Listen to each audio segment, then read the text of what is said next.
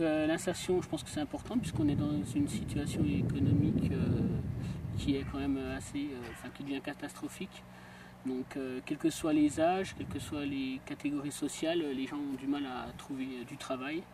Alors ce jardin, c'est que donc ils emploient 12 personnes, approximatives 12 personnes, et c'est de l'insertion. Donc c'est-à-dire c'est des personnes qui sont retrouvées sans travail, sans aucune indemnité journalière de chômage, d'ACEDIC. Donc ils se retrouvent avec le RSA en fait. Et donc c'est une structure qui fait qu'on retrouve du travail. On n'a plus besoin vraiment de l'État, parce qu'on travaille par nous-mêmes, donc on gagne notre argent. Et puis ça fait du bien. Que ce soit dans les petites communes ou dans les villes comme Autun, il y a quand même pas mal d'organismes qui interviennent justement pour aider ou pratiquer des activités pour chaque groupe de personnes, que ce soit les personnes âgées, les jeunes, etc. Alors, à Autun, il y a une association de loi 1901, l'association des papillons blancs de l'Autunois, qui accueille des personnes handicapées mentales du bassin de population de l'Autunois. Cette association, elle compte 7 établissements, donc des foyers, des structures pour accueil pour enfants, des services d'accompagnement à la vie sociale. Et ici, à l'ESAT, on accueille des personnes pour les accompagner dans le travail.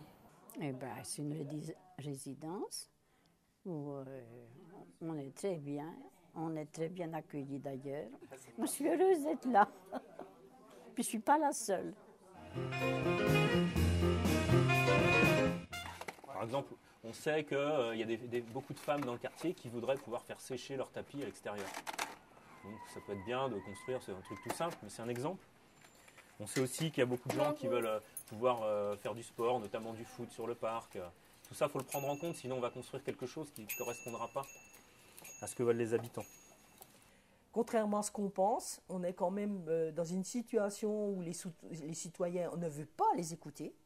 Les associations représentant le citoyen sont de plus en plus gênantes et les associations qui sont militantes et qui justement par leur présence veulent faire bouger seront de moins en moins sollicitées pour participer.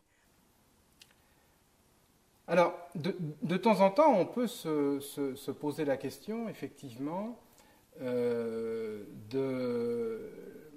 l'élu, il est aussi soumis à l'opinion de sa population par rapport à ce qu'elle pense. Alors, ce n'est pas toujours facile de faire du développement durable à ce titre-là. De temps en temps, on est confronté à des problèmes simplement de coûts, par exemple.